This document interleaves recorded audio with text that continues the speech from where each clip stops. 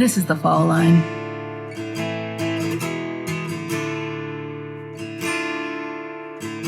As in previous episodes in the series, we'll use a mix of redaction and pseudonyms. Please check out those previous episodes for important contextual information. It's been more than 28 years, and Monica and Michael Bennett are still missing. First viewed as runaways and then finally as endangered missing, the teenager's story, at least as presented in the media, remains frustratingly elusive. We've told you that this case remains open, so we aren't able to answer many of the questions you're probably asking yourself. Like, what leads have the police pursued, or how active has the GBI been, or whether they've managed to track down the people that we haven't, like Monica's boyfriend, for instance. We've reached out to Glen Academy alumni, but it seems that Monica and Michael stuck tightly to their sibling group and didn't make close ties outside their own home. Students remembered them being gone the following school year, but they disappeared over the summer, so the absence wasn't as striking as it might otherwise have been. There have been a few news articles published on this case, but one is no longer working. The cache version shows the same thing as we see in the others. Some basic information on the case that is fundamentally inconsistent. Even we had a bit of trouble pinning down Monica and Michael's ages ourselves, mostly because Michael had just turned 14 and Monica was going to turn 16. Even their family had trouble during casual conversation remembering that detail. In a big family with so many birthdays, well, you get the picture. But other oddities arise too. We've told you that the police report variously lists 8:30 and 8:50 as the time John called Jane to tell her the children were gone. However, one newspaper article and the GBI's website say it was 5 p.m. Other resources, ostensibly based on law enforcement reports, list the time the siblings were seen last as 1 p.m., when John allegedly dropped them off to pack. But we know that is not the case. We know their Aunt Wanda saw them that evening, fed them dinner, and talked to Jane on the phone at sundown, between 8 and 9 p.m. that night, with Monica and Michael in her sightline as she spoke. None of those times can be correct, and does that matter? Maybe. Maybe if it kept potential witnesses from coming forward, if they assumed Monica and Michael were gone hours before they actually were, if they thought any sightings couldn't have been the Bennetts. We've told you the case was reclassified somewhere in the early 2000s and that we don't know precisely why, but we suspect it might have had something to do with Sheila becoming the contact person with Glen County Police. Between 1989 and then, she heard very little about her brother and sister. And though she became increasingly more convinced that they had not run away, she didn't realize the full extent of the story until she really talked it over with her sisters. They'd all been in Alabama, growing up under the belief that the adult's narrative was all there was. Only when they were older, when they shared their memories, did they see all the cracks. I became the contact person for the case when I initially reached out to them. And I reached out to them because after my sisters and I got together one night and we were kind of going over things, or we were just talking about Monica and Michael, and it kind of came up and I started hearing all these things that I had never heard before. And I just wanted to know if the GBI had ever heard this information. And if not, I wanted to give it to them. So I want to say that's probably how I became the contact person. We assume that Glen County contacted the GBI, but we can't verify anything specific with either organization. And that's not necessarily a bad thing. Based on our research, we believe the case is not only open, but also active. However, it does leave us with a lot of questions as to who has been questioned, what has been tested, and what has or hasn't been tracked down. On next week's Q&A episode, J. Ryan Green of the podcast Gone at 21 will help us understand what some of these procedures might have been or might be. Ryan is a former law enforcement officer and a current private investigator, and we are so pleased to have him lend his expertise to Monica and Michael's case. He can also give us some insight into law enforcement's 1989-era decision to accept that Monica's molestation accusation was simply a ploy to get more freedom. If you have questions you'd like answered, check the show notes or listen at the end of the episode of the show for contact details. We asked Sheila how she feels about law enforcement's current treatment of Monica and Michael's case. She had this to say. I'm pretty satisfied with the handling of the case right now. I know I went through periods where we would go through different agents or investigators, and I didn't know it. They would change. Seems like every time I had contact with someone, there was a different investigator.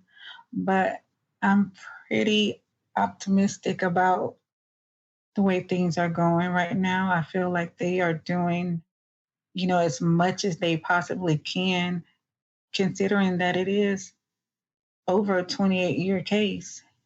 And I just appreciate them not closing the book on it or not closing it, and just they still have them listed active. So it kind of gives me encouragement to know that they're still out there doing a good job. I feel like they're doing a pretty good job. They keep me updated and posted whenever I have a question. I can, reach out to them and get a quick response. So I'm pretty happy with the way things are going with our case. In the time since Monica and Michael were entered in NCMEC's database, the organization has released age progressions of them, and they spotlighted the Bennetts in social media. This attracted the attention of Q, a North Carolina-based nonprofit which travels the country and hosts events to spotlight local missing. In late October, they came to Brunswick, and Monica and Michael were prominently featured in the organized Day of Remembrance. There's been a smattering of media coverage due to that event. But so far, we've been unsuccessful in drumming up more. The more coverage in Georgia and Alabama and Florida, the more likely a potential witness might see it. As we've seen in the cases of high-profile missing persons like Tara Grinstead or Jennifer Kesse, public awareness is key. Though Sheila spoke to the GBI in the 2000s, they told her at the time that there simply weren't any leads in the case. That led her to seek outside help. As we mentioned earlier in the season, Sheila once enlisted the aid of a criminology class at Georgia Coastal College, where the undergraduates learned alongside law enforcement professionals who were also earning their degrees. It was a once-in-a-lifetime kind of experience. Sheila got to sit down with a group of people who could offer fresh eyes and takes on the case. She was able to make this happen through a friend of hers who worked at the college, and who approached the professor to arrange a meeting, and later arranged Sheila's actual visit to the class itself. When we were tracking down Sheila for this podcast, we found this friend first, and she gave us enough info that we were able to locate the criminology course instructor. That was lucky, considering it's essential to discuss this class with the person who taught it, one Lawrence Earl Johnson. Lawrence, or Larry, began his career as a street cop. He also worked in units focused on organized crime and intelligence, and even provided security for U.S. presidents. After earning degrees in psychology and criminal justice, he established programs and taught at 2 colleges, including Georgia Coastal and Brunswick. Since then, Larry has begun another career, this time as an author of thrillers that combine science and conspiracy. We hope that you'll check out his novels, including his newest one, Quantum Fear, available wherever books are sold and linked in our show notes. In this following interview excerpt, Larry discusses the manner in which the class tackled the case and some of the conclusions they drew. He also explains why the class had to cease their investigation into the case, even after some of the students had begun to amass information and develop theories. The interview is on the longer side, but it is chock full of information and insight. We think you'll find it useful. Our first question is, how did you become aware of their case, and how did you decide to use it in the class that you were teaching at the time? Well, I first became aware of it because of the nature of the class that I was teaching. It was a criminal investigation class, and in my class I make it very hands-on, so I set up a variety of types of crime scenes around campus and have the students go out there and apply what they learn in the classroom to investigate it, gather evidence, do crime scene searches, and so on. So it's a very visual thing, and I think it was the Georgia Times or the Florida Times Union found out about it and came up and took some photos and did a nice spread in the newspaper about it. And then from that, Sheila Bennett saw that and decided to contact the college talked to a friend of hers who contacted me and said, I was wondering if she could present her information to my investigation class. I said, sure. So she came in and talked about it, and then she asked if we would be willing to do some work on the case. And it was a cold case. Nobody was working on it. No law enforcement were working on it actively. So I asked the class if they would like to do that, and they said, yeah. So get an opportunity to work on something that was real. And so we said, okay, we'll do that. And Sheila then proceeded to give them all the information that she had amassed and any thoughts or speculation she had about what was what. And then my class is always divided up into groups of 4 or 5 teams, and they would work together as a group, and each had a task that they would work on one aspect of the case and gather evidence and put it together and bring it in. We talk about it in class. So that's kind of what we did. Can you describe a few of the most remarkable things that came out and were discussed in the class about Michael and Monica's case? Well, in a general sense, the inconsistencies was a theme. I'm always teaching the class to think outside the box. Don't take the evidence that's presented to you as all there is. Take a look at it, evaluate each piece of evidence, evaluate the statements, evaluate the information that comes in through a variety of ways of investigating, and then ask yourself, does this make sense? Or is there something that's not consistent? Is this a way a person would behave under normal circumstances, or would they behave in a different manner? And so when you find something that's not consistent, then try and pull that thread, dig a little deeper. Which piece is wrong, the one you had originally had or the one you just found? And then work your way back from there. So the number of inconsistencies of the stories that were told about this were legion. I mean, there were just so many of them. So I think the one that stood out for me the most was the belongings of the 2 siblings. If they were runaways, then they would take their belongings with them, at least things that were important to them.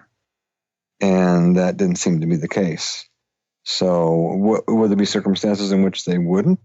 There are some you could speculate on, but then you're moving into the area of speculation and suppositions and theories, and that's fine. You need to examine all those things, but until you have some concrete facts, they just kind of stand out as, well, why? The question is why, and there's no answer to that yet. Concrete evidence. Can you describe any of the roadblocks that law enforcement faces in establishing some definitive evidence in this case? Sure, there are many, and certainly with a case of this age. But even starting with the initial reports, you do have cases of runaways. There are a lot of runaways. And so the initial officers that would be responding would think of that as a possible likely occurrence. Like we teach the Occam's razor, which is that the simplest theory is probably the one that's most likely correct. And that's true, and that's how you triage in medicine and so on. You pick the one that's most likely first. But it's not always the case. And so when you get a lot of cases of runaways, you think when they say runaway, and it's youth, and it's from a certain type of family or problem or whatever, then you think, okay, well, maybe that's it. It's probably it, but there may be some more things. So maybe you start with that mindset a little bit. That's the way it's presented to you, and then sometimes you don't think of other possibilities, or you don't have time to get into other possibilities. So those are roadblocks. I guess the approach of the crime as presented to you. Secondly, it's a matter of the evidence. Evidence becomes corroded over time. I mean, that's not the right word, but for example, eyewitness testimony is unreliable at best under the best circumstances. And then over time, people forget. Memories fade. People move away, hard to get to, or simply don't want to get involved. And so it's hard that stuff's pretty perishable. And you have to evaluate all these things. And the longer it goes on, the more time that goes on, the tougher it is to get something that's concrete. You need to go into court with evidence that is solid. A good eyewitness testimony that's corroborated, and possibly of all of these things together. solid piece of physical evidence. Fingerprints are good. DNA these days is good. But you may have those things, but if you don't have a suspect, who do you tie it to? There's no big database. There is a fingerprint database, but DNA database is not so huge yet. And so it just gets worse and worse and worse the further you go. Now, did your class at some point stop investigating? And if so, why? Yes, we did. And that was when the GBI and the Glenn County Police, I believe it was those two agencies, began opening their investigation again or making it active again. In which case it's an ongoing criminal investigation. And then we needed to stop because anything we would do could, be interfering with their progress. And so we're not authorized to do so unless they asked us to, and they didn't. Larry, do you have any hope that this case will ever be solved? Well, there's always hope. It may not be a large hope, but there's always hope. And the reason I say that is that in the current day in technology and science, we have more and more ways to detect things that we couldn't detect before. I mean, we are doing facial recognition. There's a lot more videotapes or digital tapes of events. We're covered, I think, 24/7 sometimes of cameras that are operating, whether it's outside a liquor store or on a street or wherever it happens to be. So odds are that you're probably going to be photographed by a camera several times during a day if you're living in any kind of city. So matter of getting those tapes where they re-recorded over. But there are things that can come up. Piece of evidence that was looked over or overlooked and then shows up somewhere. But I think probably a more likely one, which I would pin more hope on, is that criminals have it inside them of what they've done, and most of the time they got to get it out. And they maybe wanted to brag about it because they're very happy or pleased or proud of what they'd done and needed to tell somebody because they got away with it. And sometimes it just eats away at them, and there's a guilt sitting back there, and it just festers, kind of like the telltale heart in Edgar Allan Poe's story. And it just gets louder and louder, and they can't put it out of their mind, and so they have to get it out and tell somebody about it. And that happens a lot, particularly with serial killers and others. They got to let the police find them. They put clues out for them to find them. So that it would be probably the biggest hope, that they would sit in a bar someplace and brag about it after they got a few drinks in them, or whoever it would be. And then somebody says, here's about it, and then tell somebody else. And next thing you know, you have a suspect, and maybe you can tie some physical evidence to them or however it may go. But that would be mostly my best hope. We also managed to track down a few students who'd taken Larry's criminology class. One of them, Felicia, was kind enough to speak with us for the podcast. She told us a little bit about her experience. And when Sheila came in and she told us the story about what happened to her sister and brother, it was just like she was reliving it from when it actually happened, because she told the story, and then she actually, was crying when she told it, because it was like a fresh hurt all over again. I remember we had started writing a bunch of questions down to kind of figure out, could this have happened or could that have happened? Could they have run away? But then after we heard the story, a lot of the questions did not apply. So after she told us what happened, that her stepfather was the last one to see them, then I figured that he was the one that could answer all the questions. He knew what happened to her. And at the time, we were very interested in this case, but we had to stop because someone that was investigating a cold case from another agency, they got in touch with Mr. Johnson's because we actually made the news.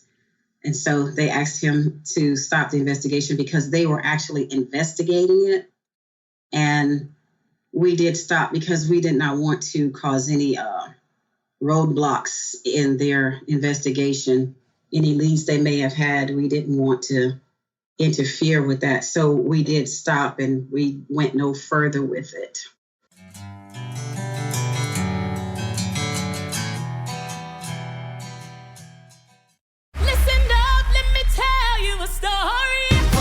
America's favorite new musical is Six. Six is the winner of 2 Tony Awards and voted Best New Musical on Broadway World and Broadway.com. The New York Times proclaims Six totally rules. And Entertainment Weekly calls Six Broadway's euphoric celebration. For tickets, visit 6onbroadway.com. We're Six. Listen up, let me tell you a story. America's favorite new musical is Six. Six is the winner of 2 Tony Awards and voted Best New Musical on Broadway World and Broadway.com. The New York Times proclaims Six totally rules. And Entertainment Weekly calls Six Broadway's euphoric celebration. For tickets, visit 6onbroadway.com. We're Six. Sleep Meditation for Women is a daily podcast that has a little bit of everything. Morning meditations, sleep meditations, affirmations, sounds, anxiety meditations, gratitude meditations, and more. The meditations are created with anyone who identifies as a woman in mind and are also inclusive of all who feel called to listen. It's perfect for someone who loves a variety of meditations and sounds and is great for a newbie or a seasoned meditator.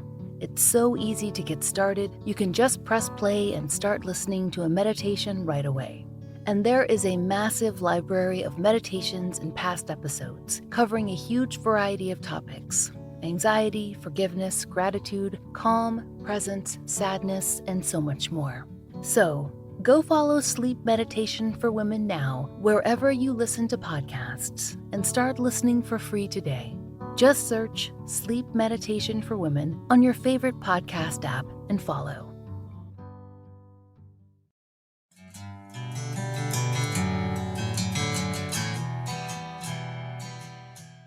Something has bothered us since we first began to investigate Monica and Michael's case. Why did law enforcement ask the class to stop? If they'd begun to uncover leads, that's one thing. But had they? And if so, what did law enforcement do or not do with this information?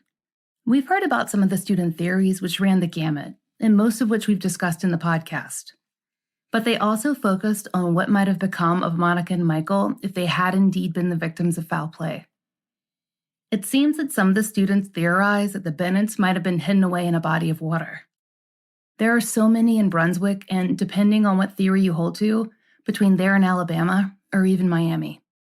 Others wanted to know more about the construction site across from the hospital, the one where John had been working until suddenly he wasn't. Still others wanted to question Monica's boyfriend, or look into the possible whereabouts of the apparently missing family car, or search for similar cases in neighboring cities and counties. They weren't able to do any of these things, but their observations, based on as much evidence as was available at the time, are worth further exploration. Let's hope that's happening. There's no clear way to end the story of Monica and Michael Bennett because there are so many ways it might have gone, disappearing of their own volition or against their will in 100 directions. But based on what we've learned in the past 3 months, it's logical to cross all but a few off the list.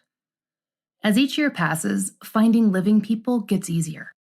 Technology is refined and polished until every move we make casts a digital shadow, but it remains difficult as ever to find those who are deceased.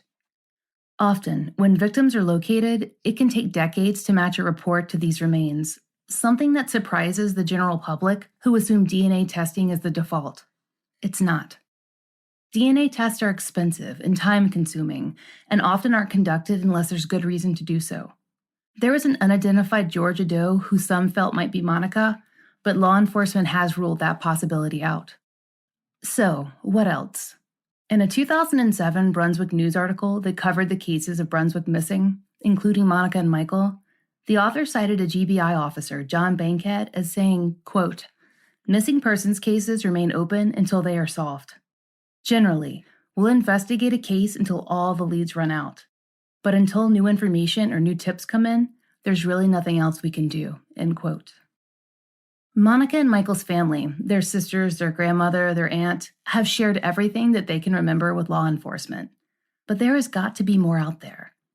John and Jane aren't talking about the case, and reportedly haven't shown interest in seeing it solved, nor actively pursued answers in their children's disappearance. How are 28-year-old cases ever solved? The revisiting of evidence by law enforcement, new breakthroughs in testing, but as the GBI stressed in that article, new tips are paramount. We asked Sheila to reflect on the case as it stands and whether she feels there will be a resolution for Monica and Michael. I mean, I've always had hope. I have faith in God that anything that's done in the dark will be brought to light. If not in this time, when He chooses to show it for what it is. But I've always had some glimmer of hope that there will be resolution, or if, maybe God will convict anybody who knows anything to just come and tell what they know. They don't realize that any small bit of information, whether they feel like it's important or not, it probably will be helpful. You just never know unless you come forward and say something. I just hope that if there is anyone listening, anyone who has ever had any contact with Monica or Michael directly or indirectly, or if they know someone who's had contact with Monica or Michael, any story, any little pieces, as small or irrelevant as you may think it is, if you know anything, to just reach out and come forward, because you never know, that may be that piece of the puzzle that we have been missing. And I think that it's finally time to have closure on this, so we can, put an end to this lifelong question. I say lifelong because, I'm thinking about when my first son was born, and he's 28. So it's been a long time. I think it's time for closure. And I think my family would agree and say the same thing. We just want closure, as any family would. And you never know if they're still out there. I just want them to hear my voice and know that I've never stopped looking for you, and that I love them. And that's it. That's all I have to say. Last season, we briefly touched on a concept that's worth echoing here. These cases from the fall lines of Georgia's margins are, in their own way, love stories. They're undercovered in the media or not covered at all, often swept aside in a tide of cases that are easier to solve based on 1,000 societal factors that hardly need explaining. The missing you hear about on shows like this one are only on the fringes of the public consciousness. That the stories have made it that far, even onto Reddit, social media, and a podcast or two, is a testament to how hard the families of the missing and the murdered have pushed. Nearly every true crime fan, every web sleuth, has imagined solving a case. We might swoop in, find a clue, make a connection. But there is real work to do, and we can do it, and we can help. Share the stories of Monica and Michael and every other lost child, most especially those forgotten because of race or sexuality, gender identity, or because their families didn't have the money it took to enter the public imagination. Contact media, local to Brunswick and national, and let them know about Monica and Michael's case. You did that with the Millbrook twins, and so much has happened in a few months. Perhaps you can give other families the same kind of encouragement and even hope. Monica Renita and Michael Anthony Bennett were 15 and 14 at the time of their disappearance. Their last known clothing is unknown. Despite suggestions otherwise, there's no proof that they had any belongings with them or plans to disappear. The only distinct physical characteristics on their Nick-Meck missing persons posters are Monica's pierced ears and a scar on Michael's knee. The paragraph description of the day of their disappearance, rife with inconsistencies, should not and will not be the sum total of their story. We've told you what we can about Monica and Michael, but at most, this has been a character sketch of two teenagers struggling through a frightening and tumultuous summer. It's all it can be without more attention, more exposure, and more community awareness. If you know of a case that should be covered on the Fall Line, there's a link to our case submission form in the show notes. Thank you for listening. The Fall Line is an independently produced show, and we appreciate listener support. It allows us to do research, obtain FOIA, pay our content advisors, and support and donate to the causes we care about. If you try out the products we advertise, please use our sponsor codes. It really helps. And if you'd like to support the show and the stories we cover, join us over on Patreon. All our Patreon earnings fund the Millbrook Twins billboard and go to the therapy fund for families who've been on the show. Each and every one of our patrons helps us to continue this work, and we're so grateful for your help. On Patreon, you can get early release ad-free versions of our regular episodes for $5 a month. We've also added occasional live streams and blogs, which all patrons can enjoy starting at just $1. If you prefer Apple Premium, we're beginning that feed as well, so you can have an alternative way to contribute. Again, 100% of these funds go to support the Billboard and Therapy Fund. The Fall Line is written, hosted, and researched by Laura Norton, with additional research by Brian Waters, Kiana Burgess, and Michaela Morrill. Interviews by Brooke Hargrove. Produced, engineered, and scored by Maura Curry. Content advisement by Brandy C. Williams, Liv Fallon, and Vic Kennedy. And always, our most special thanks to Angie Dodd, Liz Lipka, and Sarah Turney. Currently, our monthly donation is going to private investigations for the missing. Please join us in supporting this nonprofit. They need funds to help families access the services of PIs.